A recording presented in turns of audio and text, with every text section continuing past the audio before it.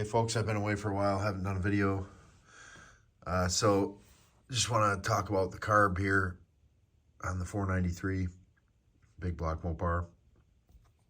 I think I mentioned to you guys I did a video on adjusting of the kick down, did an adjustment on the throttle cable here too. I don't know if I mentioned this in the video or not, but I used to run a lot higher setup, and I totally forgot that you're supposed to trim the cable to length. And I wasn't getting full throttle in this. That's totally my fault, oversight by me. I should have noticed because the pedal was always just real shitty feeling, like draggy, and it didn't seem right, but I figured maybe I just had to lube the linkage or something down below. And then I got looking at it, and it wasn't getting full throttle, and it was basically because I had too much cable housing up here. And so we trimmed it and fixed it, and it's a lot better. A lot snappier, easier to start, more responsive on your foot. So with that being said, I decided to fix something that I totally didn't realize and may have forgotten. I don't know. But since I've been driving this around, I've never been really happy with the response of this engine. It seemed like weak to me. And then in the back of my mind, I was thinking to myself too, man, I hate progressive linkage. I've never liked progressive linkage on carburetors. Like, you give it a bunch of pedal and it goes, and you give it a bunch of pedal more and it goes some more, and then all of a sudden it's wham, everything comes in and the four barrels flop right open. I've never liked that. Right? I always like a linear throttle come on, just like you're twisting the grip on a motorcycle. And YouTube, I guess, did me a solid and educated me. In my feed came up a video of a dude, I can't remember his name, or I would give him, I don't like the word shout out. It seems so, YouTube trendy. Old trend actually, but he had a base plate similar to this. I think it might have been a Pro Form. But he was talking about one-to-one linkage. And it clicked in my mind because he showed me, he was looking at a picture of this. He had it in his hand. This little guy here, the linkage arm that's adjustable. So I was like, whoa, that piqued my interest. I was like, what's this guy doing? So this hole and this hole, there and there, this guy up top gives you more progressive linkage. This hole down here gives you almost one-to-one. And I was like, geez, I'm crowed. I didn't even remember if I had the second hole in the bottom of this one. I ran out and looked at this real fast, and I did have it. So tonight I ran out here and I took the carb off, drained it out. Sure enough, lengthened this guy, stuck it in that hole, did some quick preliminary adjustments, checked the secondary blades, make sure they stayed vertical instead of going past or anything. This BLP base plate, the other dude talking had a little bit different setup. I don't know, because his, if you didn't adjust the linkage correctly, it would go over, the blades would go over vertical. They'd like go past full throttle and start to close the opposite way. This BLP system doesn't seem to do that. Like, I don't know what the magic geometry they use, but it just comes up and stops vertical no matter how you adjust this. So you'll see, if I get you a little closer, I gotta be careful not to knock that mag light over. You get a little bit of throttle here, and then it starts to work. So that, I think I'm gonna like.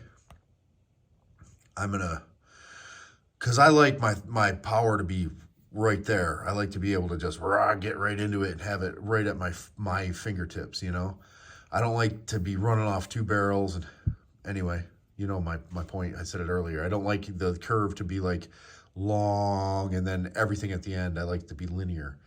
So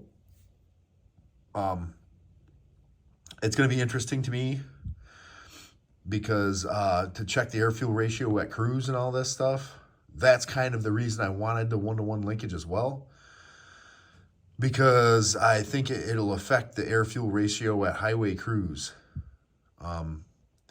because I won't have as much opening on the front two barrels. It won't be starting to come into the secondary or to the main circuit, and then because I'll be getting more throttle through each plate.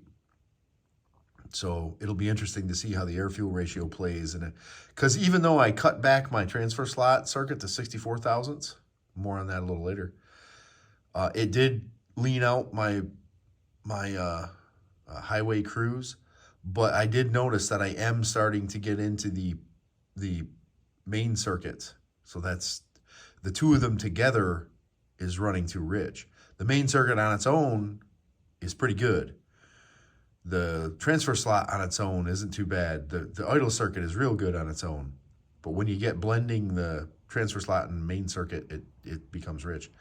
So possibly with the 1-to-1, I'll get more air on both sides without hitting into the main circuit.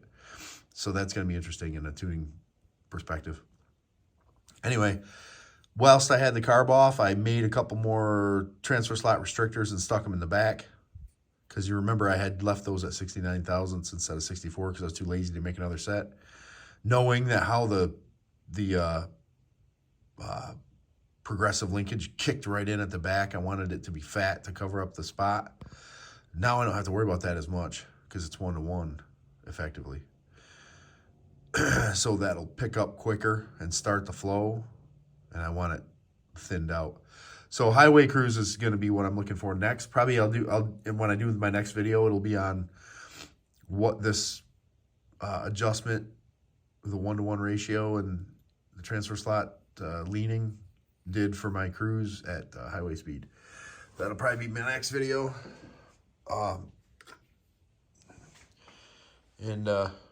It should be interesting. This seems to be how the more I work on this stuff, this seems to be where I'm getting my my brain fix, is trying to get this bigger, more powerful aftermarket motor to behave in a fairly docile manner. Here's a shot of my carb settings. If any of you guys want to look at it and copy it. Obviously, depending on humidity and temperature. A lot of information on this page right here for a 493 big block Mopar with Indy heads.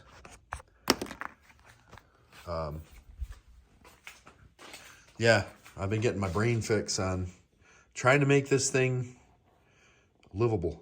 Now, on another quick aspect, I'll throw this in before I end the video. I still think every once in a while I get a little bit of spark knock if it's hot out and I start rolling into it on the highway. And I had a little brain idea that maybe if the back was so progressive before, I'm feeding off the front two barrels, mainly starving mixture off the back four cylinders.